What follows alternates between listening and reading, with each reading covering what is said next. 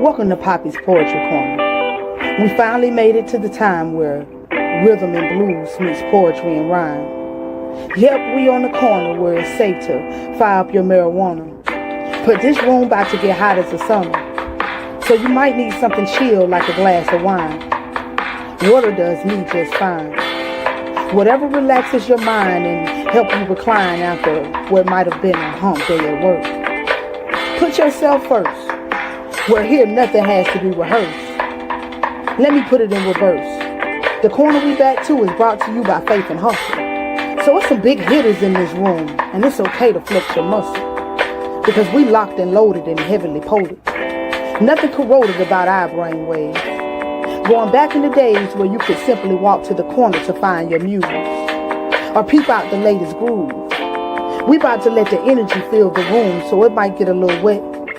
Or fill you up till you get so high. Because around here, we get praise when your stuff is fire. So let us begin. Welcome to the corner, my friends. I see that smile. The way that you give all to care about those you love.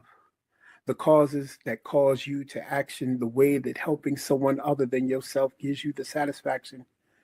Exchanging this value, and it is well with my soul. The gravity of depression presses you. Trying to be who the world expects you to be, who you can tell that you cry in the dark, how much pain assails you, drives your mind, throws it in reverse and parks. You put on a brave face, a strong face, the face up in a world that hates and despises you, treats you like disgrace, fights you, strikes you down like you didn't belong in the first place. So you put on a happy face. Not knowing that the hurt to your mental causes sorrow, makes you think that you can't make it to tomorrow, that no one can see the struggle behind that smile. While you fight your demons, you fight the eternal night that beckons you, whispers a fatal peace, a release to all that you've been through. There's this brokenness disguised as a make it through, made up as a see it through, left with nothing, but you call it, I'll make do. There's an emotional hunger that can only be fed with love, hugs, and peace. And you know that when you are the only pieces fused into your strong friend who you thought would never end. And most of them give of themselves. They told you to sacrifice, cover, be a lover of hard work, not to reconcile your feelings no matter how much it hurt, and you cannot cry. It wouldn't matter. The offense, the pain, the sense of losing life or limb, divorce or kin, or the taking away of your children, you still have to put on a happy face. Stand strong. Get along no matter how much wrong is done. Your day is not run until you go out and put on a happy face. Poem.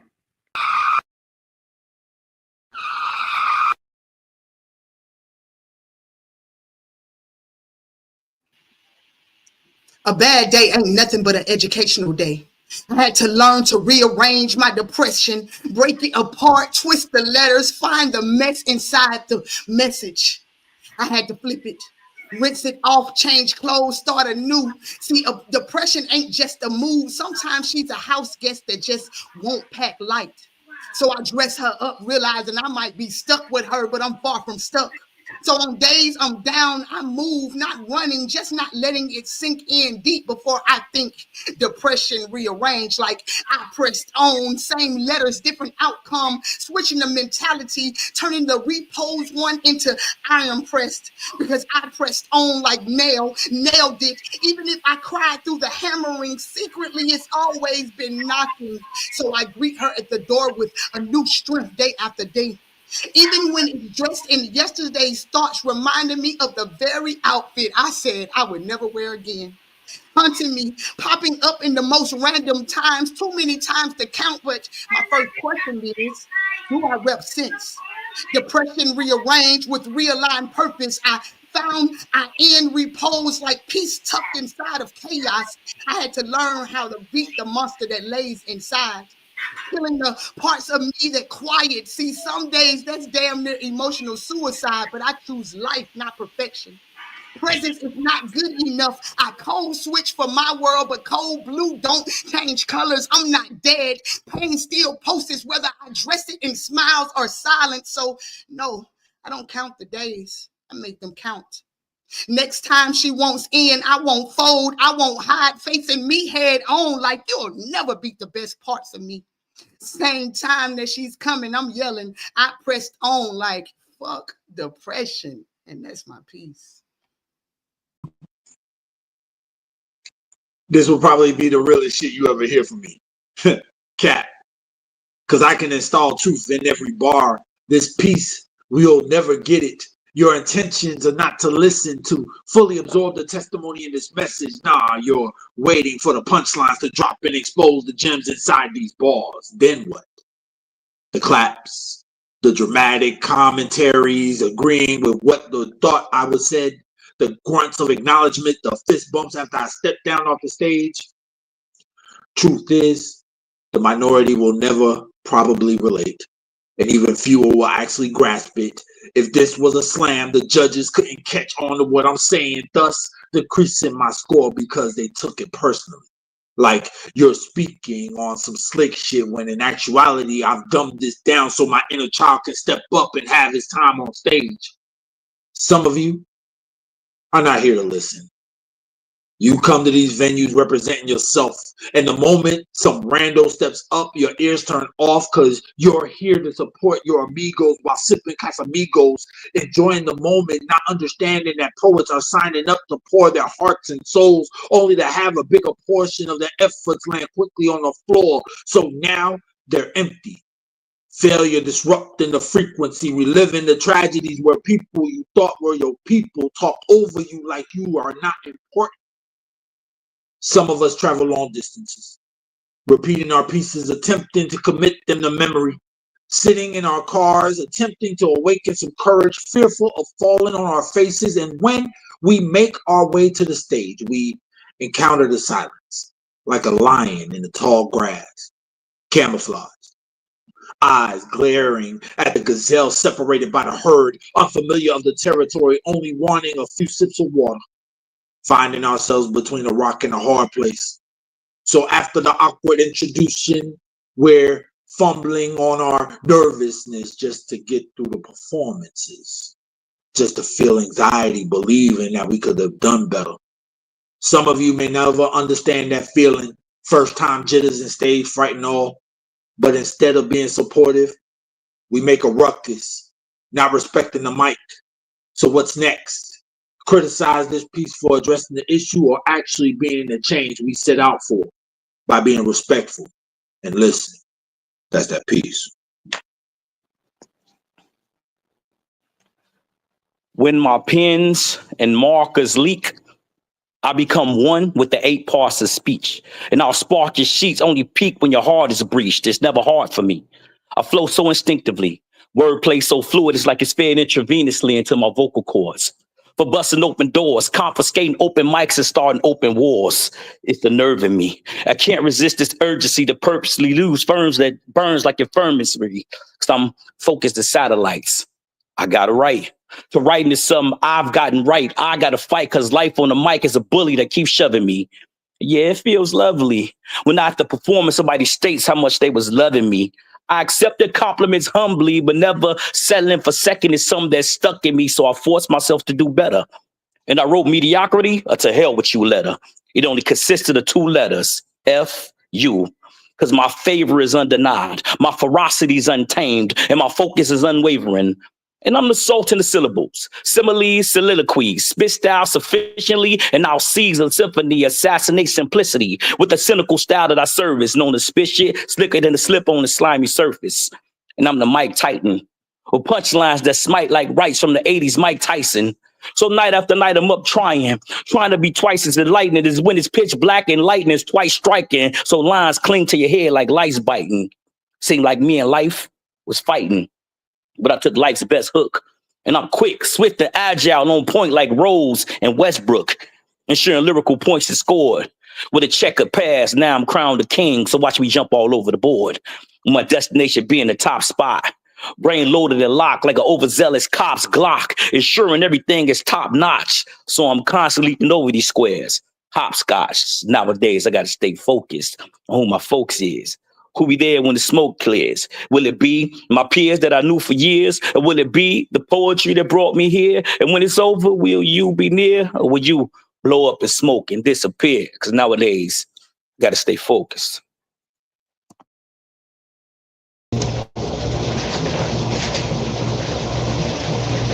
I wasn't looking for love, but I guess love was looking for me. She introduced herself as poetry, said she was a woke bartender. She was known for pouring dreams. And she poured one up for me. Showed me images of who I was supposed to be, supposedly. I guess I wasn't living in my purpose, like lagging phone service. I needed to upgrade to the latest version. And she pulls the dream so perfect. She don't stir it. She serves it straight. With one or two I love yous, and all of a sudden I had all new views. Couldn't tell you how many dreams or drinks poetry introduced me to.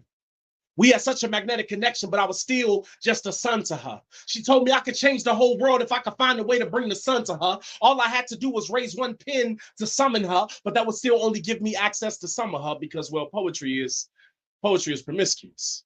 She prefers mistress over missus, doesn't believe in being tied down. Poetry likes to get around, likes to be seen on this poetry scene. It seems to me that she was a fiend that was keen in her need for attention. I can't judge her. The only reason we met is because poetry caught me slipping, caught me somewhere low on my trauma. She was the one that convinced me to find that my voice in her will be easier than finding my father, and I can't cap. She told the facts because I know way more poems than I know locations where he be at, so I guess I got to make my peace with that and make my peace with that I fell for poetry. On all those nights where I still question love, every time I looked in the mirror, didn't quite know who I was. Poetry was there to give me a hug. And don't get me wrong, we ain't always get it right. We got into it some nights. She started some fights, blocked me from being able to write. I had my pen in hand, but the page was white. Heart heavy, but the paper light. Leaf loose, but the phrasing tight, but it was still nothing like listening to poetry on a windy night. I still prefer her company over mine any night. And when we would get it right, shit, it was like free entry at the open mic. Like we owned the night and owned the right to love without being judged. There's been so many moments in my life, man, where I felt like I lost everything I had. Poetry would show up to my door with 2 pens and 5 pads and tell me to write down everything that made me feel bad. And we get engaged. We be in a rage. I stopped to tell her a thought. She like, that's fire. Now just leave it on the page. And the heat would be hot. Like it should come with a warning. I tell her I love what I'm writing. She like, yeah, King, but wait until you perform.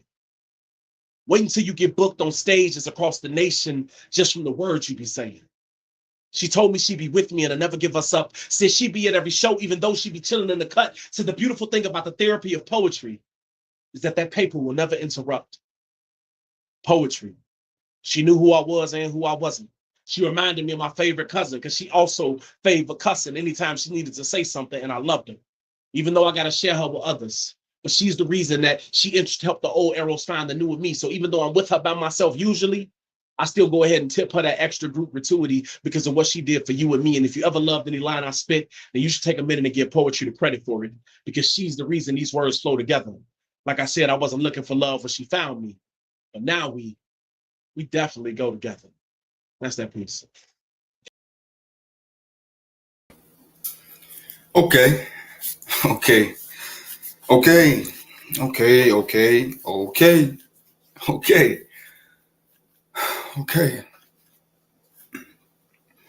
Sometimes it's all that I have to convey. When everything all at once is too difficult to articulate, sometimes I feel the same as the inside of the letter O, and every word that begins with K gets stuck in my throat. I would cry, but it hurts to get choked up. I'm always somewhere between ready to throw hands and throwing my hands up. At least then, if it is self-sabotage, my neck will get relief. At last, I will feel release. The influx of oxygen in my bloodstream might stop me from suffocating in grief. The darkness creeping up around my irises will start to recede, and I will get to practice breathing as an exercise, just as the therapist prescribed, instead of gasping and wheezing. Loved ones want me to be more than okay when I can't even say more than okay. They shrug and say, okay. I don't want to press, but if you need me, I am here, and I do. I swear that I do. I'm just so used to the pressure that being under it reminds me to look in the mirror and say, I still love you. So press me if you really care. Press down and twist counterclockwise to bypass the inner child safety lock and access the things I'm self-medicate about that no one seems to want to hear. I'm tired of hearing myself say, okay. It sounds like a double ear infection. There's so much fiction in that diction. I still need a new word to choose on, but I'm still teething. My gums keep cutting. Every time I grin and bear it, my smile keeps bleeding. It must look like grenadine because people keep asking me what I'm drinking. But there must be a better remedy than clinking glasses, tracing ass, and breastfeeding. But since you got my guard down and see that I'm disarmed, how about you ask the right question now? Please, baby, please. I just want a deep sleep without hearing another alarm. Rapid eye movement is the only way I can experience life slowly enough to find its charm. My city has disguised me a joker face that's baked on from the fires that I've faced. Been in it so long, I must like the pain. But I've been waiting for someone to give this mask a kiss before I risk it all and give death a kiss. For me, I'm done with being teased, and now it seems we both want this. Maybe my book of beliefs lost a chapter on my self-fulfilling prophecy. People who identify with me don't need a case study or lecture on heresy just to need to know that we are a need. So if ever your gut feeling tells you more about how I'm feeling than what I say, then call my bluff. Because just okay, it's never enough. Peace. I want to know how you feel. Because I felt failed ever since I stepped in the field. Even the wound felt like a tomb, like a sarcophagus, like Sir called it quits, going back and forth like a pendulum. All these circles got me twisted like an infinity emblem. My identity addendum, finicky at minimum. I mean, how do you identify when your identity has been villainized, criticized, demonized, or minimized? I mean, there's always a man in the mirror swaying how I sway, saying what I say, and I'll be lying to him like you confident in your walk. You embrace your faults. Your insecurities are locked away in the vault. But every time I talk, it's like I whisper the past words as I pass words. And the man in the mirror becomes invisible. But I'm still convinced of my eyes that are looking at invincible. Can you identify? I mean, can you line up and pick your identity out of a lineup? I mean, you give to self, but you can give more. You milk your insecurities because that's your bread and butter. But sweetie, check yourself out. No cashier. You'll see what you got in store. I got a gang of vices, but it's always 3 on my head like Chance the Rapper. Lust, greed, gluttony, and I try to stay strong because, you know, I don't want a chance to rapture, but I still fight with it. Steady trying to have my sins in the dark, but God got night vision, and I still keep finding myself blaming him. But when you want to go to war, if you and God form the United Nation, when you started claiming him, these sins start invading your mental, Russian, Ukraine, Neum. Can you identify? Pointing to everybody else from a teacup. And when it's your turn to receive, your insecurities won't even let you speak up. That's why every time I write, I put my soul on these pages. So if ever somebody breaks down what alignment, that psyche's unlocked and the rules in alignment, I'm just here on consignment. God's work, huh? Kind of feel shame-hearted, like life's a part-time job and I'm comparing it to God's work. Funny, my father lost one of his kids, but he still won't find me parted. That's the password to the vault tripping again. Never mind me. I guess my identity now is more like an adjective to a noun because I place it next to so many people, places, and things. I don't even know who I'm being. I just want to take action, always on the verge of a verb. But ain't a literary term or a caption that could take down his word. I guess my identity is Adam. Like not Adam from the Garden of Eden, but Adam. Geronimo speaks on Instagram this evening. Damn. Identity to went from a pronoun to a profile. Po child with a broke smile. Will I ever make it? Is it a no now? It's definitely you don't know now. So won't you go find you? So when we find you, it's a re-find you. What's your identity? Still searching for mine. Thank you. That's that piece. Ooh, that's my type of speed round, man. I love when they come through the corner and fire everybody ass up. Foul, foul, foul. It's a drive-by, bitch. Yeah, boy, that That was more than a drive-by. We just walked it down, clowned it down. It's going down tonight. I'm so excited, but let me go and calm it down because y'all know how I get. Welcome back to Poppy's Poetry Corner, brought to you by Coastal Sunflower Body Scrubs. And this month, we're honoring men's mental health, and tonight's lineup is full of kings bringing that heat, heart, and healing. The vote is powered by the best fam on Facebook, P.P.C. Last week, the rewind went to Black Noise, and the spotlight we just saw went to Javi, aka King Drip. Major shout out to both of those kings. If you missed last week, tap in. Big love to everybody who's here week after week. And if you new here, make sure you hit that subscribe button so you'll know when we vibe and we lit up every Wednesday night. Matter of fact, turn the volume up. Tell a friend to tell a dang on friend, because you just seen how that drive-by just went in, and I'm ready to get this thing started. But let me get to it. Come on. What you say, Shem? Hold up. I got you. Oh yeah, y'all know we up like the sun. Season 3. What you thought? You thought we weren't coming with great poets and books? No. Hold up. They got it all. Let's go. He knows so shameless hosting. Be on the corner too. So you know that shit is tight. That corner's a bad.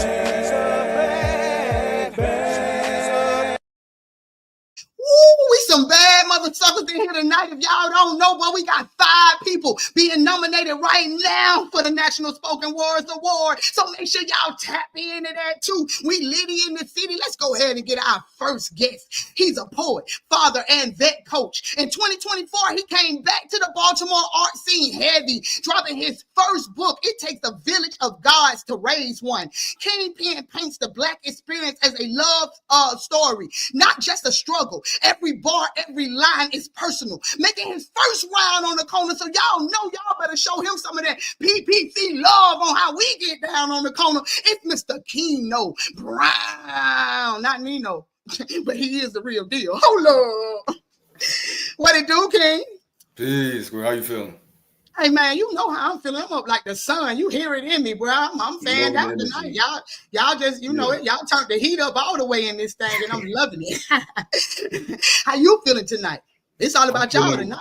I'm feeling great, man. I'm feeling blessed. More ways than one. Like just wellness above all things, health as well. So through and through, I'm making sure I'm minding my P's and Q's, you know. Say that. So let's get to it. Let's talk book, man. Where can the book be found? Is it corner prices? I know this your first time coming on the show, so corner price is anything that's less than a 3.5. That means a 50 will get you live. So you know we can put it in here. We can definitely put it in here. So tell us what a book is. If it's corner prices, you know what I'm saying? Yeah. Let's do that. Corner price for show. This is my first one. It's called It Takes a Village of Gods to Raise One. Self-published this last year, and I have another book coming on the way. It's just not here, but shout out to everybody who did get a copy of this the first time around. I was just pretty much doing it all supply on demand, trapping out the trunk, kind of like Nipsey did, you know, following that strategy.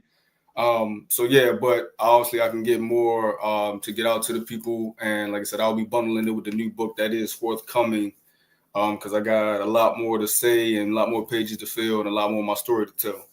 That part. So y'all already know how we get down on the corner. We don't be wanting you to go to Barnes and Nobles or none of them places anyway. We want you to go right to the source and get that book. And a man say he was pumping that thing out the trunk. So with that being said, make him pop it. Make him pop the trunk. I mean, it ain't got to be violence when we pop the trunk. Y'all get y'all books in. So tell the people how to tap in with you so that they can get those books. Yeah. For those who already follow me, y'all know on Instagram, I took a fast when I was doing the Lenten season, so I was on a sabbatical from Instagram. I didn't get back on my personal. I still haven't reactivated it since March 4th. But I do have an artist page that is up and running. That's Savoir Noir, SAVOIR underscore NO. I mean SAVOIR NOIR underscore. And yeah, that's that. You'll see that. That's how to stay in touch with me going forward. Stay tapped in for anything artist related, speaking related, poetry related. Hey, that sounds good, man. Y'all know we got the corner. You know what I'm saying? So what we're going to have him to do is we're going to have him to go in the group, drop the link in there so we make sure we got it all together so we can tap in. So one more question before we get into your first beat, your first piece. Your book title alone is powerful. What did you want the readers to walk away with from It Takes a Village of Gods to Raise One? Nobody does this alone. We weren't. There wasn't. And like I said, I'm a man of faith. I'm a God-fearing man. I'm a Christian man. So even Jesus had disciples, right? We weren't put here to do life alone. So living life at optimal level, as Christ intended, means that we got to lean on the other human beings that were put here for us. We're put here for each other. So if you look closely at the cover art, for me, the women in my life were very influential in raising me and molding me and shaping me into the man that I am. So essentially, the young man in the center is me, and there's all of them in their hands that have fed me, clothed me, bathed me, prayed over me, interceded on my behalf, covered me even when I wasn't around. Never always held me up, had my back, and made sure that if I was ever down, I didn't stay there. That part. Yeah, and on the back, they got, kind of words inscribed and like tattooed on their arms. So that's really what it's about. It's essentially a love letter to that, because Black women have always been there for me, have always been my backbone, have always been that spark to help reignite my flame if ever I lost it or the world tried to stomp it out. So it's an ode to them because of what I owe them. That part, I think that's like that for most of us, man or female. So with that being said, what's the first piece you're getting into tonight? Well, as y'all can see, I am a brother of the darker hue, so this is for dark-skinned boys. Oh, I love it. For dark-skinned boys. Let me go. This is an open letter for dark-skinned boys who did not love themselves before their complexion was trending. To my lost boys who thought that they could bleach away their insecurity. Those who made the black sheep of their family by contrast instead of nature, so that contrast became their nature. To the children of the moonlight, the outcasts, those who were picked over, picked on, picked last, prime suspects in the black is bad effect, more likely to be dehumanized and hypercriminalized, who only saw scarce representation, more likely to be hypercriminalized and dehumanized, who only saw scarce representation rise as high as their self-esteem, and were told, maybe you wouldn't look so mean if you just lightened up. After being teased and taunted to the point of taking refuge in their own shadow. To 10-year-old me, who wasted countless hours fantasizing about how much better my life would be if I had more of my mother's pigment than my father's, if I were more Fresh Prince than Carlton, who resented public pool rays and UV days for every summer that I got darker. I write this for every cringe I endured hearing, I ain't that black. When someone took offense to being told of a resemblance, all the while the comparison was a compliment. I write this for the victims of flashless photos who are often cropped out because their skin tone ain't in sync, so they compromise the sound of their identity by forcing it to blend with a harmony that was not meant for them. I write this for the resilient who have come to know that being heavily melanated naturally is far better than being artificially augmented and heavily medicated, actually, for we are not the ones with the deficiency. No, we are those who had to grow into our skin before our skin grew on us. Those who idolize the likes of T.C. Carson, Derek Luke, Blair Underwood, Morris Chestnut, Sidney Poitier, for awakening our confidence, style, and poise, making coming of age something to look forward to while we maturing from little raisins in the sun, just wanting to be someone. Growing pains for us meant we had to prune for this. And the juice inherited on the other side of puberty was as sweet as the flavor of our berries. My dear dark-skinned boys, you are not alone in your experience. For I, too, have been mislabeled an ugly duckling, othered amongst the others until I sang my swan song from kitchen obscurity to the company amongst table, but the seating wasn't adequate, so I crafted a throne. And I, too, know what it's like to have to get it out the mud while being convinced that you are the mud. So to all the mud bone, midnight, indigo, twilight, coffee bean, and licorice, to all those who've ever been called tar baby by the ignorant who could not comprehend that your soul is cloaked in obsidian, know that you are made from the darkest parts of the universe, and the weight of their words has no gravity there, in your space. My dear dark-skinned boys, forged of cast iron and bronze, filled to the brim with multitudes and polished with an essence that envy cannot pronounce. Be you a child or be you yet a man, you are not too dark. When it comes to you, there is no such thing as too dark.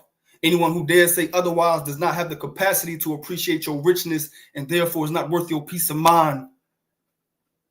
The world will try to bury you and call it humility. Dig deeper and build your love of self high enough to rise above it all, because this world can be so cruel that it can make you crude, but don't let it. You are the tamaro of sacred bones. You are the oil. Own it. And know that you are so much more than enough that not even the sun itself could get enough for you are coated on the outside to balance the glory coded on the inside. So let self-awareness be your platform. You do not deserve pity, so decline it, but you do deserve repentance, so demand it. And if ever you find yourself in a moment of doubt, I offer you these affirmations to recite out loud. I am author. I am creator. I am king. Everything and everyone meant for me are compelled by the energy that flows through me. I am a product of patience, crafted with purpose. I am continuously evolving. I am the hue and hubris, adorned in opulence. I am the face of God. Wear them on your hearts, whether in your chest or on your sleeves. Wear them on your lips and on your feet. May they never get weary. May your crown never fall. May you have an infinity of falling in love with who you are and who you are becoming as you dance to the requiem of a midsummer night's dream. My dear dark-skinned boys, receive this with the utmost sincerity. For I speak over you as I speak over myself, with love, with peace, power, pride, and solidarity. Yada. Bow, bow, bow, bow. Say it loud. I'm black and I'm proud. Yeah. Yo, you got to love it when we bigging us up, melanin looking good, sparkling good, that cocoa chocolate. Y'all already know. Next we got, hold up. Who we got next on this thing? He's the voice of the Holy City, founder of Easy Sundays, and an author of 3 books, Jotted Gems, Bits of Pieces, and Therapy. With 6 albums and a national TV network and a dope course called Stages, Hood Raised is building a legacy while staying 100% authentic. Y'all know every hood got a corner, and tonight ain't no different, baby, because when you on the corner, you might come up a little hood raised. Let's go. This is everybody. What's happening? What's happening? Hey, man, everything, how you feeling in? I'm maintaining, walking in my own purpose, trying to be the best version of me. That's all. Ooh, and look like you doing that. I mean, come on. We just talked about 3 whole books out here, 6 whole albums out here. You out here doing your actual, you're doing your big. So let's get into it. Like I said, 3 books, 6 albums. What project stretched you the most as a poet? It actually was my second album. It was a CD back when CDs was the thing. I had did what I thought was some pretty good writing, but one of the brothers that's on tonight, Mr. Geronimo Speaks, shout out to him, came to me and gave me that brother type critique that you need. And he was just like, man, I like what you're doing, but you're better than this. And it made me go back to the drawing board, and I had to go do the whole album all the way over. And, that taught me to put a better polish on my presentation, my branding, my focus. And as an artist, it made me want to stretch my level a little higher. Ooh, you just said some powerful words then. So where can your works be found? Tell the people where to tap in. I'm literally my site is being updated right now. But as of actually Monday, you'll be able to find everything on hoodraispoetry.org. I'm moving it from hoodraispoetry.com to .org because I'm upgrading, doing some new things, including my new book that'll be released shortly, along with a new album. Yeah. They off the chain in here tonight. So if you didn't get the memo, save your coins till Monday and then tap in. He coming off of .com to .org because he's origin. He's doing some new shit. In other words, you know what I mean? So he getting to it. So my second question is what's the heart behind Lunch and Stages? And how do you see that shaping the next generation of artists? We have to pay it forward. If there's no message and nowadays the whole concept is everybody a gatekeeper is that's the new term that everybody choosing to use, but that's never been what I've been about. And my mentor cuffed me and showed me the way. And like I said, it's certain artists that'll make you want to be better. And if everybody's patting you on the back saying, hey, you dope, hey, you great, hey, you this, you that, then, you could be 6 feet in a room full of giants. That ain't the best way to be a version of yourself. You know what I mean? You want to upgrade. So Stages is a way to say, hey, I want to be better at my delivery. I want to be better at stage presence. I want to use inflection better. I want to have better memorization. So these classes help you. I give you techniques to help enhance those skills themselves. Hey man, that sounds like some dope stuff. So if you're a new artist out here like myself, y'all know I ain't but 3 years in. Hell, I need to sign up. Hold up. But nah, if you're a new artist out here, make sure that y'all tap in because the king is dropping knowledge. And that's the only way that we can get it out here is reach one, teach one. He just brought up a huge king for me, which is Geronimo, man. He's been supporting since I started this. And that's how we get to the next levels is by supporting one another, in short. So with that being said, what's the first piece you dropping for us tonight? It's called Black Heroes. I already know he finna go in. And just the name of it by itself gave me chills. Hold up, let me go. A black hero is a badge I choose to wear with honor, as opposed to being a savage or a monster. Just think, we lost the panther and the mamba. So it's time we turn our homes into Wakanda. I'm both blunt and fire, but I'm never filled with ganja. I'm a skilled monster filled with honor, half T'Challa, half Killmonger. Put a target on your art and your heart is the type of nonsense that people bring. So being focused on your own growth has to be a conscious thing. So I stay breaking that X off my chest like the Wakandan king. That leaves me lost in my own sentiment. I got a responsibility to keep my people in tune by being a lead instrument. That means I got to manufacture and implement a consistent need to spit. Sometimes it's frustrating. I'm like, man, I don't need this shit. Then I think there's so many people that can drown or swim, and I'm one of the few who leads a ship. So I show leadership. And whenever I speak, only substance leaves these lips. And my naysayers, I leave them fuming. Because I'm Marvel from Shaw to DC, half mutant, half metahuman. And you've been playing, so I level up like Super Saiyans with sayings that super and mediocrity is a pet peeve. And I move fluidly like jet skis till my name rests where the best be. And the potency of dopeness so pure, hardcore fiends can inject me. They only project me to be the head grinder. Headliner, never a background dude. I never back down dudes. All I do is smack around crews. I'll relax around noon, come back around two, ask if they want a round two, and watch them duck and cover their face, because that's what clowns do. But I've awakened. Hide your mics, conceal your booths. My wordplay like the Virgin Mary, untouched, but it still produce life, because I come off the top like ceilings of roofs. With the type of weapon you don't conceal to shoot, because my brain is quick with it. So my tongue be slick with it. Then I confuse these dudes like I'm writing trick lyrics, but I'm leagues above these cats that only spit to check digits, because being complex with it is a prerequisite. There's a method to this madness. I'm in this for the artistry. It's fueling for my bloodstream. These words are a part of me. Shoot straight to the point like a verbal form of archery. So when I sneeze on your flows, the industry got to pardon me, because God bless me.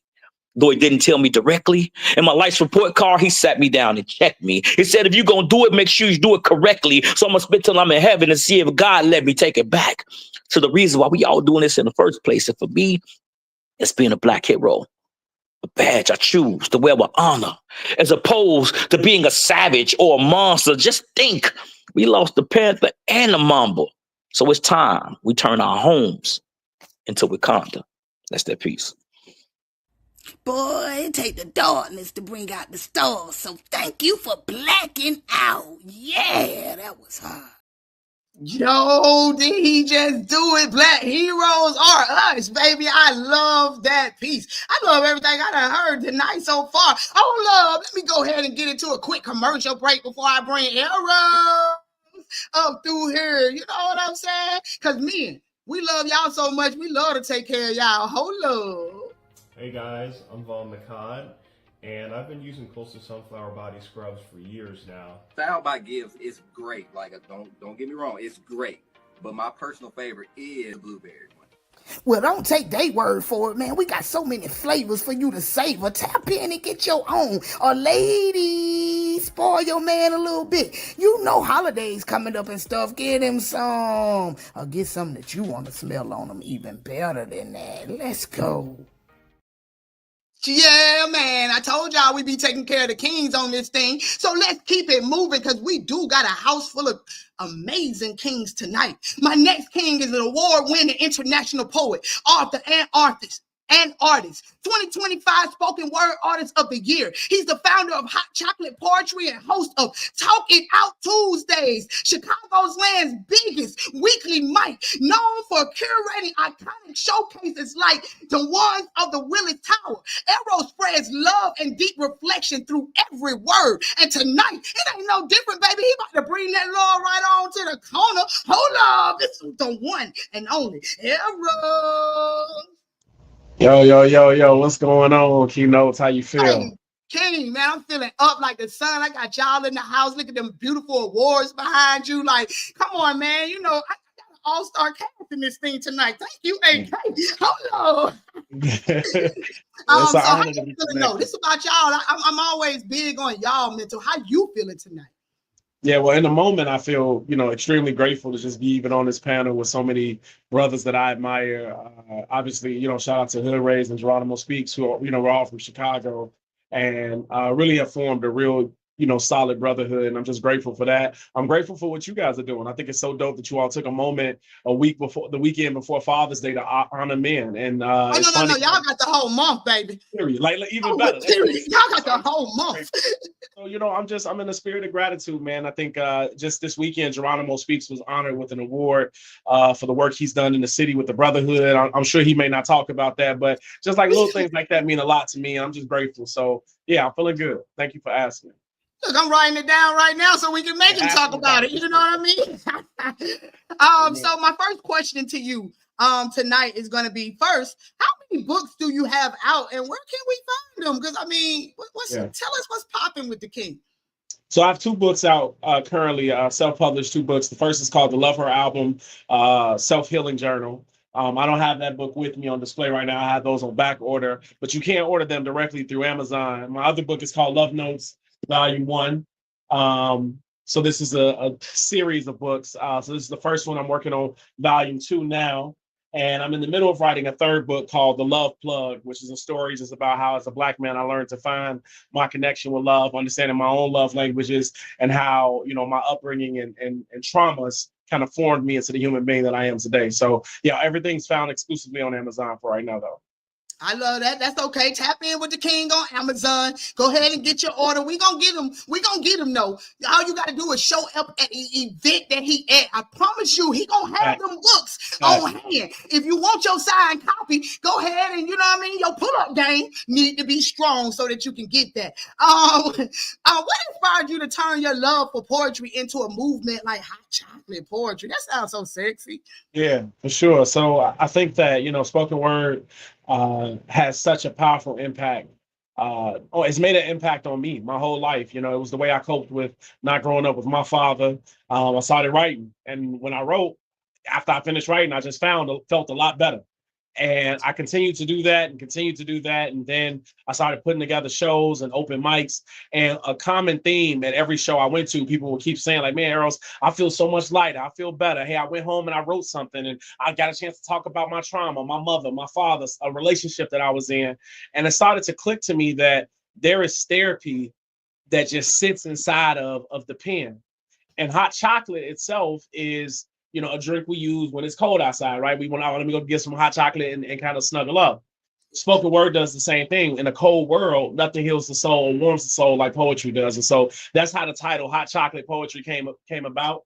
And then, you know, after that, we ran with Talking Out Tuesdays, and we've been honored and blessed to have a lot of success with that. So yeah, tons of gratitude. That is the dope. I wouldn't have put the correlation together had you not. Just made me feel warm thinking about the cold and the hot chocolate. And y'all make sure y'all tap in. This King is definitely up for an award right now. You know what I mean? Hood was up for an award right now. So y'all tap in and make sure y'all get y'all vote on. With that being said, what's the first piece you giving us tonight? Yeah, I'm gonna share this piece with you because this night is for the brothers.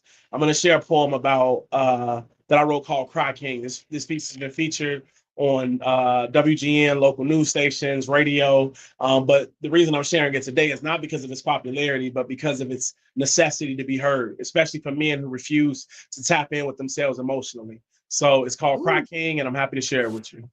Hey, you better say that. Y'all know we had church on the corner. Cry, nigga, cry. Hold Hey, I sometimes wonder why I've been told I shouldn't cry. My whole life, this alpha male mentality has surrounded me and it's kept my pupils dry. I've even watched some of my people die. And I've battled with my conscience and I've had internal arguments. If any water will hit my eyes and y'all still hurt inside, but you know pride will make you lie. I can remember hearing the wails of my own hurting mother, but my own tears I can never discover. I guess you could say bounty sheets must have been slipped under my eye sockets and kept them covered, because if any water leaked out, my pride be there like the quicker, picker, upper, and I recover by standing tall. I be flexing and all, can't let my stature fall. Water gotta bounce off this wall. I've watched brothers get buried, and I know kings to this day who wouldn't even tear up. Like God didn't give them tear ducts. Like he somehow slipped up when he constructed us. This crushed us, broken us, malfunctioning us. I've heard conversations with men be like, hey, King, slow up. Let me help you to grow up. So what? You say you hurting and you crying? For what purpose? You got water, work's working. It's better if they never surface. Keep the pain to yourself. Ain't you a man? Can't you stand? Be strong for your fam? Then you better learn to hold the water back. Like, damn.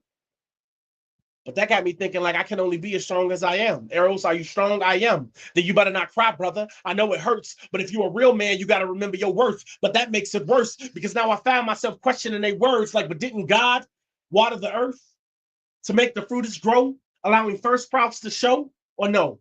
My brothers stay tough. Meanwhile, they getting hit with the hardest hits. You want to know why that man looks so hard? Because that's a face he ain't watered yet. He will let his skin crack before he lets the water in. But what if you ever seen grow without consistent water in? I'm imploring my brothers, you better start exploring the purpose of your eyes. They're not just for seeing or for blinking or for closing when you're sleeping. My brothers will swell on a stack of Bibles. They love Jesus, but they will not imitate his weeping. It's like they think God is a weakling, and you somehow are going to be weakened if you cried on one weekend. But what are you really thinking? That there's no healing power in tears? That if you're a real man, you can't reveal what you feel when that pain comes near? That you're somehow stronger for prolonging your moment of expression? You don't see being able to cry as a blessing? Have you ever heard a father threaten his son for crying when he's hurt, yelling and telling his son that if he cries, now he's going to hit him? So his shorty got to grow up being a victim just for having feelings. But imagine a world where our young kings can actually reveal what they're feeling. And when he sees the tears you're spilling, you can help heal him. Have him no longer believe that having feelings would kill him, because that thinking is so absent of God, who you telling him to be ain't even the real him. We have to stop teaching our sons that tears are venom, because that thinking even impacts the way they treat women. And I know we all talk about healing, but healing can only begin once you acknowledge a hurt feeling. Once you release all those toxins and let go of all that nonsense that's been fed to your subconscious, because it's only created enmity. Your fake manhood has become your enemy. You're just pretending, B. I guess that's why they call it masculinity. It's time for a change, not more of the same. Our kings need to heal, and the crown will fit better when you're sane. And although it sounds insane to use tears as a way to release the pain, we got to remember that when God promised that beautiful bow, he said it would only show after the rain. Go ahead and cry, King. Rest in peace. If Jesus wept, I guess it's okay for me to do it too. That right, Shim. Show them how to cry. It's okay to let them highs leak a little bit, man. Let's keep this thing on rolling. I love that piece. I hope that a lot of people tap in and listen to that piece, man, especially it being men's mental health, man. It's okay to cry a little bit, fellas. You know what I'm saying? Boy, we in the presence of family. We coming up on the end of the rundown before I run it back around. So you know my next two kings is what we call P.P.C fam, making their third appearance on this season. This show for the third season. That's what I meant to say right there, right there. You are now in the presence of greatness, and that means that Todd Black is a pen-wielding poet, heart-led giant, vice president of the Galaxy of Poets. He's leading mental health check-ins and creating spaces for healing throughout poetry. He's also sharpening his pen with the Honey Drippers Poetry Collective. Yep, he's part of my class, baby, the anthology, and you know we be dropping gems from mic to mic all across the ATL. He's delivering is deep. His purpose is even deeper. What we say? Y'all know who it is. I just told you a few minutes ago. It's the very own, my brother from another mother, Mr. Ty Black. Yo. Yeah. How you feeling? Man, after that intro, I feel great. That's what I'm talking about. That's what I'm talking about, man. I feel great that y'all on the show tonight. I know you here. I had to calm me down because I was overly hyped. I had to calm myself down so I could talk a little bit and stuff. All right, so let's go ahead and get to these questions, man. You are big on mental health. You big on mental health, helping people out. How did poetry help you check in with yourself while holding spaces for others? Poetry made me aware of myself. With each stroke of the pen, it became a reflection of myself. So every time I read it, like the brother said before, it's inside your pen is therapy. That part. I know I feel better. Sometimes I feel better once I say the piece than when I write it because I feel like I get it out in two different ways. So I definitely think that it's very therapeutic what we do. So you roam from open mics and like a, poetic no man and not. What is your one spot or moment that truly reminded you of why you do this? One time I received a DM after doing a mental health check-in on the Galaxy of Poets on Instagram, and it was a lengthy one. And the person that will remain anonymous at this time basically said, "You touched me. You don't understand how much I needed that at that moment." And from then on, it's been a roller coaster, but we still here and we still healing. That part. That's what I'm talking about. Nailed it, like pushed it through a wall. Let's go. What's the first piece you're giving us tonight? New stuff. Yes. And in light of this appearance and this feature, I decided to write. So let's get it. It's called King MENtally. Ooh, King MENtally. Y'all know I'm loving it already. And it's just for no shit on P.P.C. Let's go.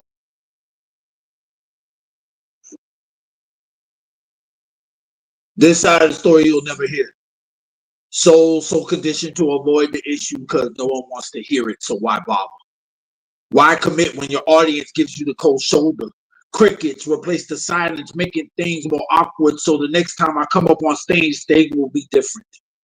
I'll hide everything behind this smile until it cracks. Bury this anger so deep between the lines, you'll need a locator to search between the syllables, only to discover nothing but pain and anguish. It's a balancing act between attempting to keep this crown atop my head when I'm so fixated on the bottom. It falls repeatedly, making me believe that I was never destined to wear it. And the fact that you could care less validates it. Because what's a king if it's not acknowledged by those around him? Nothing. A ruler of a space cohabited by negative thoughts, uncomfortable in his own bubble, constantly comparing himself to everyone else. So now he's moving through these streets less than, incapable of scrounging up enough confidence to speak his own truth. This side of the story, you'll never hear. Burdens too heavy to lift, yet expected to find the truth to do so. relied upon to provide even at the cost of sacrificing himself. Where's the support when he fails? Nowhere. Feelings supposed to be suppressed even in moments of distress, but no one notices because as a king, you're supposed to be on your shit. Slipping in an action accepted by those looking for assistance, feeling like a disappointment, we fall between the cracks, ultimately putting two and two together and not understanding the map, so we distance ourselves, falling between the map, hoping no one notices our sudden disappearance until it's too late and we're gone. That's that piece. That was so heartfelt. I felt it beating out my chest. Oh. Yes, I should have brought you down, huh? Hold up. Yes, I definitely felt that piece right there, and it was new. So I love how his pen flows. Y'all don't even know, man. This man write more poetry than I can think about writing in a day. You heard me? So that's absolutely amazing that he be pushing it out like that. Let's keep it. Man, last and definitely not least, it's Chi-Town Royalty. Geronimo got 3 spoken word EPs and a wall full of awards, and a track record of sharing stages with legends like Prudence Powell, The Last Poets, Michelle Obama, and more. Straight from St. Louis, is it St. Louis to Cali? His motto stays the same: no grind, no shine. And when he on the corner, y'all know this king definitely shining, and he making everybody who's around him shine. That's a true representative of a leader right there. So y'all know I love when he on the show. So Kona, let's give it up for Geronimo Speaks. Yo, peace. How you feeling? Hey, I'm feeling great. How you feeling? I'm good. It's been a good day. That's what I'm talking about. I ain't got my hug this year because y'all know y'all can catch Geronimo in the ATL. You know what I'm saying? So I done ran up on him. I'll be down there August 16th. Hey, that's what I'm talking about. I already knew he had a date coming because he always down here in the South. That's how you know when you're moving. So I'm definitely going to tap in with that. Let's talk about this award you just got. Before I get into any of my questions, let's big you up for what you're doing in the community. Let's go, sir. I received an award from my alma mater. It's a male mentorship from the high school I went to, Kenwood Academy. For just my work in the community, activism work, and my entertainment work. And it was blessing. Eros failed to mention he did this amazing poem tribute to me at the gala. So it was super amazing. It sounds like it was. You had your brothers around you, and you got an award from just being your amazing self at a school that you used to go to. So big ups to you for just going back and reaching out to your community, making sure that nobody's really left behind when it comes to certain things. So I appreciate that. Where can the people find your work, sir? You know what I'm saying? We got these good EPs out here and stuff. Where can they find them? I mean, so they're on all streaming platforms. Like if you YouTube Music, Apple Music, Tidal, whatever, like SoundCloud, like any platform that streams, you can find any of my work. You just Google Geronimo Speaks, then all my catalog will definitely come up. And you can tap in on my YouTube. Just look where it says Poets. That guy's on there. All right. So that's an easy way for y'all to find it if y'all tapping in with me. So you share spaces with some heavy names, man. What's the moment that you knew you was like, damn, I really made it out here in these poetry streets? That I really made it. You know what? If I could see the future, I probably would tell you that, but that moment hasn't come yet. Because every moment, you be grateful in the moment, and then you got to get up tomorrow and hit, get right back to it. Yeah, I'm still working. I definitely felt that right there. That means he can't stop, won't stop. So that saying, I tried to trick him. His saying still came back to no grind, no shine. So once that shine gone, he back grinding for the next. So I like to say it's a difference between winning and won. I haven't won yet. You know what I'm saying? Still in the process of winning. You feel me? Oh, I love that. Yeah. Speak that knowledge. You know what's up. So what's the first piece you're getting into for us tonight? This piece is called Feeling Lyrical. Ooh, I be feeling lyrical sometimes. Let me get out of here. And when we come back, we're going to do this thing like a drive-by. Let's go. On the premise of penning, my pen is probably the pinnacle, prominent principle, dominant integral. I'll be barbarian. Every piece rests in peace. I'll be barbarian. Fire spitter, Targaryen, saving lives like a good Samaritan. Greatest of all time. I'm GOAT. Even if I take an L, I'll be greatest legend of all time. That's why I gloat. Metamorph with a metaphor. Like when my best friend was killed, shot in the chest, I became empty. Simply existing. And I can't find a simile or personification in relation to how I felt. Melvin Jacobs, pardon, there's still a lump in my throat. Because no matter how many poems I wrote, I can't seem to cope. I can't seem to stitch my heart back together at the seams. I'm bleeding, wishing he was still breathing, wishing God would give me growth, wishing Mel was Omari Hardwick and just playing ghosts. But that's besides the point. I'm dope. A titan. Everybody presidential. I guess that's why they biting. Couldn't see the boy. I grew up a couple blocks from Roosevelt, so why wouldn't Theodore, like I said, presidential, thorough, clinical, dope, fentanyl, going dumb, numb like my heart. Ever since my sister died. First time I was told to man up when I cried. And that night I turned into a, well, I ain't got a metaphor for that. Ain't got an entendre or hyperbole for the words in me. I just know getting a call on Thanksgiving while saying why I'm thankful for living hits different, hurts different, absurd, isn't it? And I try to take solace that her daughter, my niece, she's still here, but she grown now and saying uncle wasn't there. And I want to yell at her and tell her, Nigel, you ain't being fair, but she don't care. She won't care that she growing into a spit image of her mama. And every time I see her face, it reignites the trauma. I be hurting, y'all. And I speak like life's sweet, but honestly, therapy is just a flashlight that walks you down broken glass streets. And I got bare feet, bare toes. I'm bearing my soul, and barely nobody knows, but I'm lyrical. Monster. My mantra be shocking like Blanca. Hands quicker than Honda with the reach of Dao Zen. I'm doused in greatness, putting in work nightly like the grave ship. Where I'm from, it's the penitentiary. Then it's preliminary. Then it's the cemetery. We tombstone grown. At the age 6, I seen a dude get his facelift. Killers that put in work, then put in the dirt. Is that what you call a grave shift? And honestly, lately, I need to scratch like ringworms. Freddy Krueger versus Kung Fu Panda. No matter how my nightmares I kill her, the dream works. And I'm fire adjacent. Flow so deep, it's the basement. Even my diaspora is sapiosexual Viagra. I'm dead nights. And sometimes I question if I'm dead inside.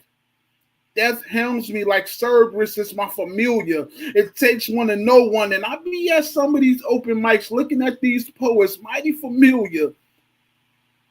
You ever feel like you one tragedy away from a straight jacket, one sarcastic word from a manager before you straight match it? But I'm fire like a book of matches. Had a best friend since 10, but success in this poetry made me fake now. And I'm one relationship away from a breakdown. I'm so tired, but I'm also fire. The tragedy of duality. And I'm just trying to spit peace through a piece. I guess what I'm saying is to all these dope bars and okay lines, I could use a "Are you okay" sometime. But I'm fire, right? Thank you. I swear, if I had some arms, I will reach out and give you a hug. Oh.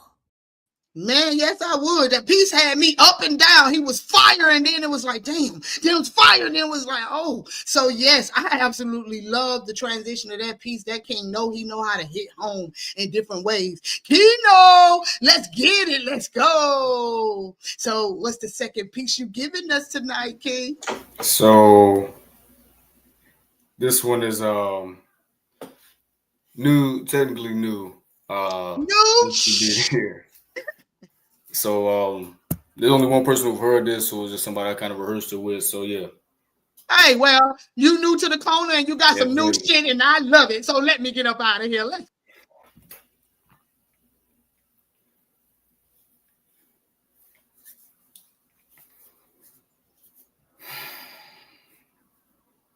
You know, my father wasn't a glassmaker, But he did become a Sandman. Callous to the grip of the crystals he clenched in his daps, doing hand-to-hands until all he had was time on his hands. My mother was a bolt of lightning, shot out from the thunderous sound of a door closing on a better home. And there I was, a glass boy, blown way out of abortion, a product of 2 short fuses. Anytime they'd go ballistic, I'd endure hit after lick from fists and lips and Freudy. I didn't want children's slips. If you look closely enough, you can still see the indents. They look like bruises under UV light. It's what happened when the moisture of trapped tears goes untreated, when the glass isn't tempered properly. The mother of storms brewed inside of mine to balance out her sunshine, and I guess my discolored flesh was as close as she could get to a rainbow. This was how my mother taught me resilience. I wasn't sure if she took pity or pride in it. I just took it. I was either too much fright to flinch or not enough flight to make her miss, but I never made that call because mama ain't raised no snitch. I just raised up walls and painted them the shade of her anger. All it did was mask the bleeding from behind the bandages I used as wallpaper. Most school children were learning to write their own stories after first grade. Meanwhile, I was in the bathroom teaching myself first aid. My tender temple had become a Rorschach of scabs and scars, illustrating the therapy she needed, but she wrote it off as illusion, as if the concept of healing was mysticism. She blamed seeing my stigmata on her astigmatism, yet saw fit to paw print blue clues on me to show I was being a bad boy, back when it was cool to be a bad boy. But to me, being cool meant being someone the wounds couldn't reach, somewhere her temperament couldn't heat, cool as a night where the dragon didn't breathe. See, I remember losing sleep. Who knew that doing homework after bedtime would become a bad dream?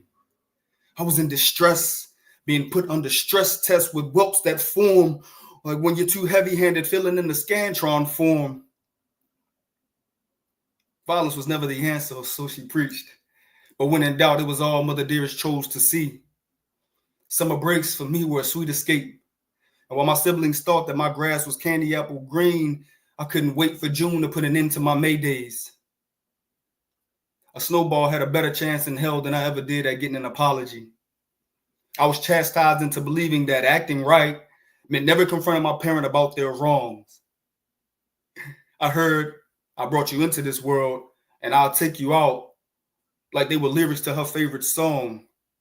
The L that I took from the belt was a bet that I wouldn't call her bluff. And if she heard me huff, when trying to hold back the hurt with a poker face was too much, she threatened to give me something to cry about.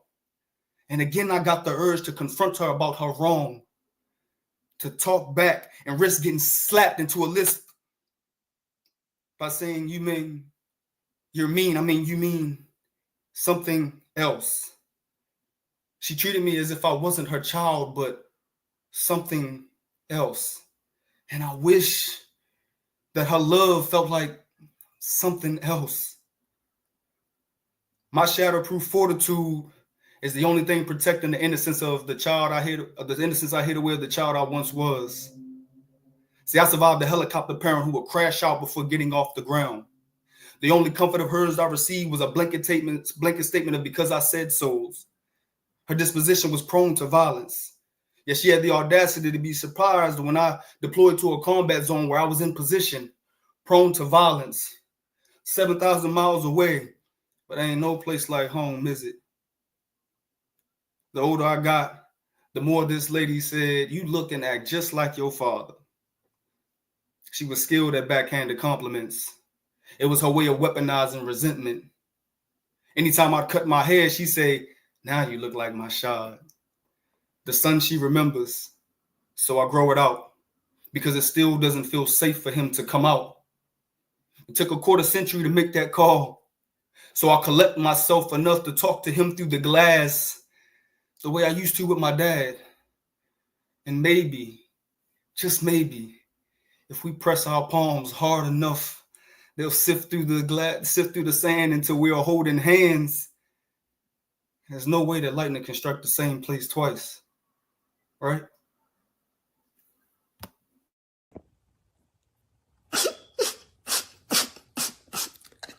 not crying. My eyes just sweating and shit. It's all right to cry, man. We just talked about that. Didn't Arrow just tell you it's okay to cry? That piece was definitely heartwarming and definitely got me in my feels, man. Let's get hood raised. Come on out of that thing. Sir? Yes, ma'am. Hey. Well, what's the second piece you're giving us tonight? It's called I Want to Know. I want to know. Sometimes we don't want, never mind. I really tried to keep this man of steel type of pride concealed inside till healing applied, but still my feelings died. And the reason why? Because she was full of shit. But here's the ex lacks. I remember she stated I had all the qualities that her ex lacked. I tried to show her love in spite of her attitude, and I thought she would accept that. I mean, she's beautiful, but overly bitchy. How many men you think gonna respect that? And on top of that, she claimed she wouldn't be this typical dame playing typical games, but actually her ritual's the same and she needs an identity change. And I'm just trying to move forward and focus on any happiness that lies ahead. But there can't be any lies ahead. I'm trying to connect with a real woman, not somebody gonna manipulate me with lies and head. So I feel like the word love is haunting me. I see newlyweds all cuddled up and I see couples all kissy face, and I realize it's the act of love that's taunting me because it's wanting me to go ahead and speak about it. But as a person who wants love, who fell out of love, who barely believes in love anymore, am I qualified to write a piece about it? Could I just have honor and peace without it? My team was like, Hood, I doubt it, because I don't see a goal that can be reached without it. So I developed insomnia, turning, sweating my sheets for weeks about it. I feel like love itself was avoiding me completely. Love driving the path to you to me is as foreign as Audis and Mitsubishis, yet discreetly, I was still longing for love to come and complete me. I never had anybody to label with the term of endearment. No little mamas, no babies, no boo-boos, no sweeties. Because the mind states of my dates are always irate and spiteful. Not the type that carry your fate and title or inspire trips to David's bridal. You know, that place we could sit, concentrate, set a date for me to wife you? No, she always want to argue with me face to face like I'm facing hate from a rival.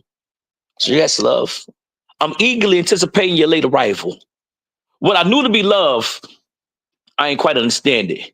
We would promise each other trips to the stars and quickly took off, but as quickly as we took off, we crash landed, leaving me stranded like a lonely hitchhiker walking a lone road in the dark with my thumb out holding a sign that says, I promise to love hard, hoping to catch a ride to the next open mind and loving hard, begging for something to connect and something to spark. But love, the closer I think I get to you, I realize we're more than the ocean's length apart. So love, I need you to replace Cupid's arrow with a 100-round machine gun to make sure that it hit his mark.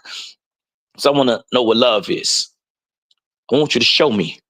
I want to feel what love is. I want you to hold me. I want to hear what love is. And I believe whatever it is that you told me, because I need someone that can help me with my scorned past.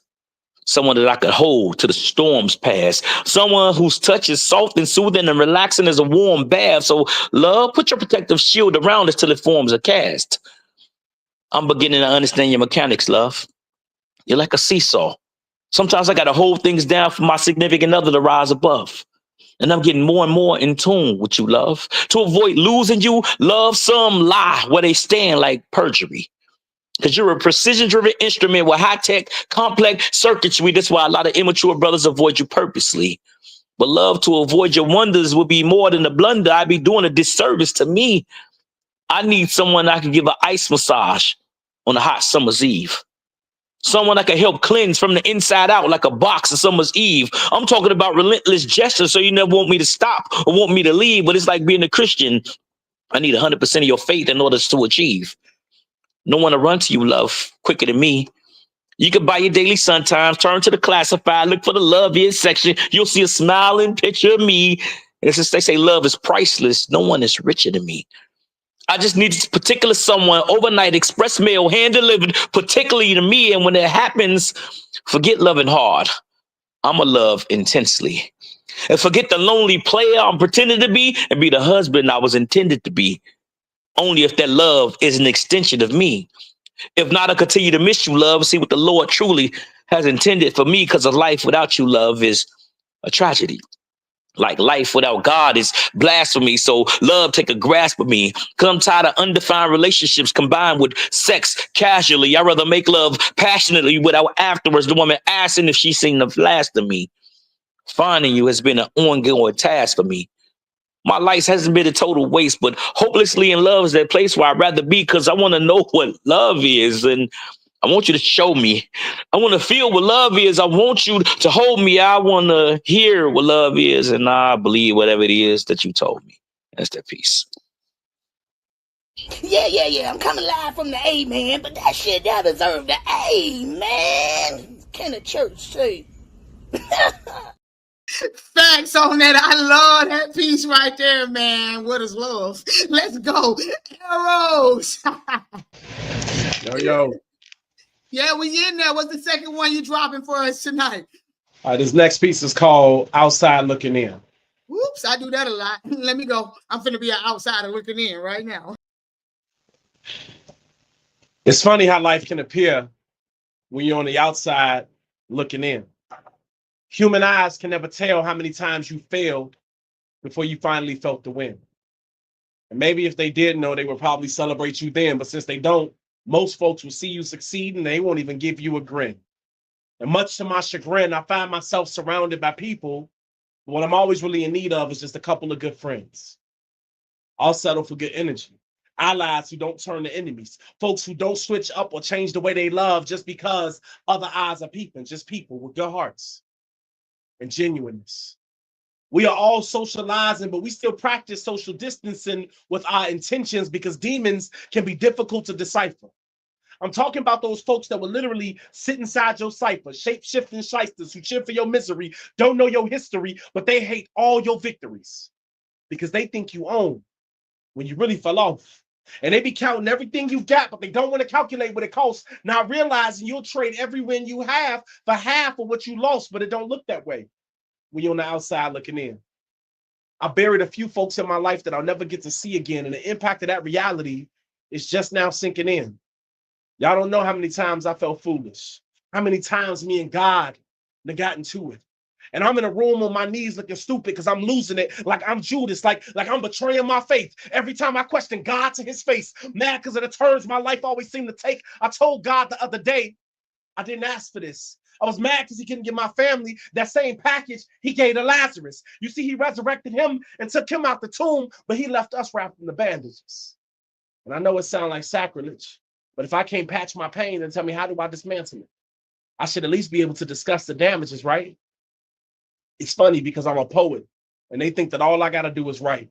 Like I somehow get all my mic back from the open mic, but grief got hella phases and pain got hella faces. You think I give a damn about standing on a bunch of stages or getting another booking if my family not looking?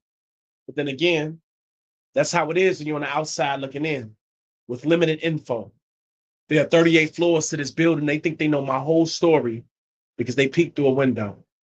Want to tell you what I ain't earned, what I don't deserve. They hate to see the blessings rain down, but they don't know how badly I burned. I was singed to the wood.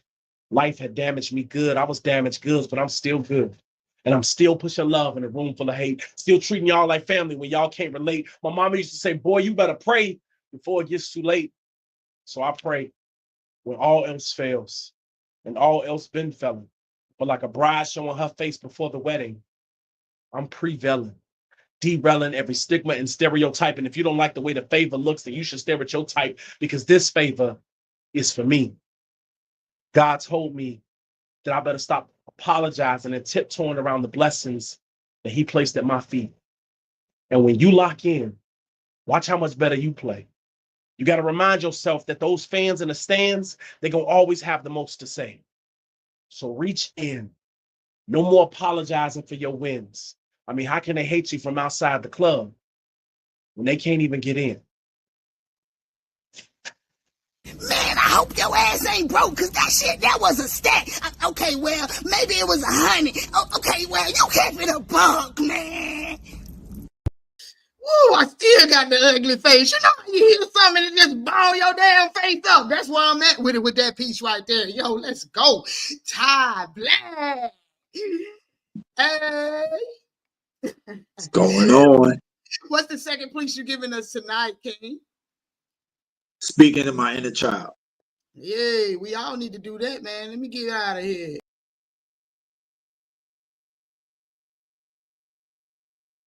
I see you, even when you think you're invisible.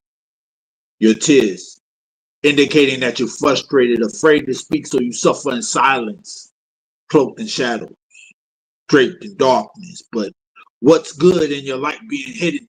Your talent suppressed, your pain internalized. Why? Not being a burden, not disturbing the peace when the peace within is already disrupted, a volcano choked. So its roar is barely a rumble, made to think everything's your fault, so you do nothing, staying in one place while the rest of the world is still moving, frozen in your assumptions that your existence is a disappointment. But that ain't the truth, is it? But our perception becomes our truth until we actually take the time to look for it. Until then, we're just happy being fed ignorance, confined in misery until we actually see ourselves in greener pastures. However, we'll never know until we reach that threshold, until we have that conversation with the younger version of ourselves, still attempting to be seen beyond the tears. Without arms, it's hard to give you a hug, but I'm sending all the love I got. Let's go. Yeah, that was to his inner kid, not to him. It was to the little that's on the inside. Y'all know we got to do some church announcements before we get out of this thing, so let me go ahead and do it. Y'all know this show was brought to y'all by Coastal Sunflower Body Scrubs. Make sure y'all tap in, add.com to it so that you can get it in where you fit it in. You know what I'm saying? Catch us June 14th. Me and the Poetry Puff crew. Yeah, we still PPC. And we'll be at Summer Vibes Pool Party, man. The link is on my page. So make sure y'all tap in for that. Tuesday, we got missing links. Y'all already know, man. They be helping you link them pieces together that you just haven't pieced all the way. And that's hosted by our very own Angel Kim and Miss Lady. So make sure y'all tap in, man. They're giving out some great advice. And y'all can find that on the cafeteria. If you don't know what that is, that's the clubhouse. That's what we go eat at during the week when we ain't on PPC. Also, man, Thursday, it's getting sticky.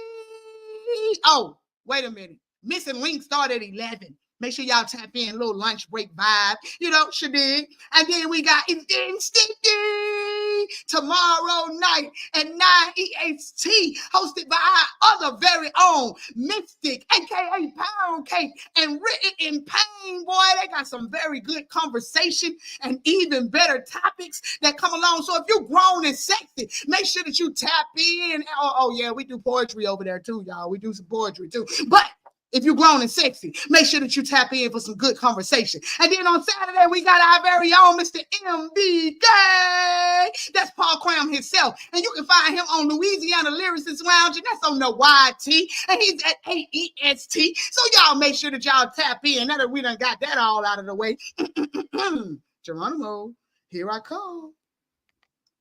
King, go on and close us on now. What we doing for it? All right, let's get it. Let's get it.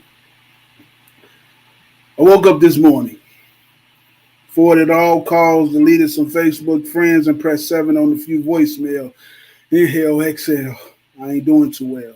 Well, I guess I might to some degree. Lately, I've been everyone's first and last option, and me putting me first is an anomaly. But today, my ceiling seal, capacity cap, brain on lobotomy, the dichotomy, a prodigy, needing quiet from the saints and the prophecies. I got a mission, but the distractions be the comments, shares, and mentions. I got a vision, but how can the petals bloom if the stem's rooted in dissension? They say I'm pretentious. Well, I must be pretending, because I'm constantly looking for the come up in a conversation with demons, looking for God to come up. And today, they speaking louder than my will to resist. I don't claim to be a pessimist, but I've had a few doubtful days, shell shock from dodging strays. So today, I decided to be okay. Watch some anime, enjoy my daughter play. And now I'm just being human. Aloe vera juice and cumin got me feeling like a new man. Instead of a nuisance, I got a new sense. So before the doubt start peeping in, I just stopped peopling. I decided to pass it. Today, ask is in the middle of casket. Nah, I ain't being brash. Before I'm fasting, I'm deciding to fast. Consecrate and be concrete. Watch what my eyes see and listen to what my mouth speak. Hopefully my heart will agree. The stones they throw becoming cobble rocks, making my path. I've been in hot water before. This time it's a bath. This long walk to greatness strengthen my calves. Slow me down if I'm talking too fast. When I go to church, I turn this stage into mass. I know some people that be glad when I'm doing bad, so I'm prioritizing. With a clear head, I get to strategizing. Even told my mama, ask my capacity before you give me your drama. Had to let some people go that I bonded in trauma. Flowers for the living, well here's a rose in bar. And I ain't talking to Connors. What should come up before I mediate, I meditate, alleviate, and rest today. Navigate in a better way, calibrate my stress away. Some hypertension be blurring my vision. Before my anxiety show out, let's take an intermission. I woke up with a mission, and that was me today. I'm gonna be okay.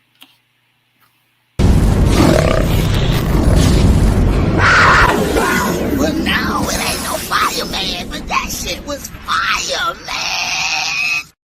Yeah, it was just like this dang on show was. And y'all know we closing it out the way we always do. Big love to everybody who stayed in the room, tapped in the room, supported these kings, because we all about them all month long. So make sure y'all tap in next week. We got a whole new strand that's coming through. And tomorrow, make sure you wake up with gratitude so it shows in your attitude so you can reach those main attitudes. And I'm out. Yeah, what a show. Yeah, man, so we made it to the end of another tremendously dope show. Y'all already know Key-notez gonna be thanking y'all tomorrow with her little foo-foo praise dance. Y'all know that's what she praised everybody for tapping on in. You know, I go to church too. Like, hey, man, we made it through another show, man, and I like to thank my damn self for being the host with the most, the mother sucker that I am. Yeah, you heard it. I was a bad mother sucker, and I'm out. Let's go.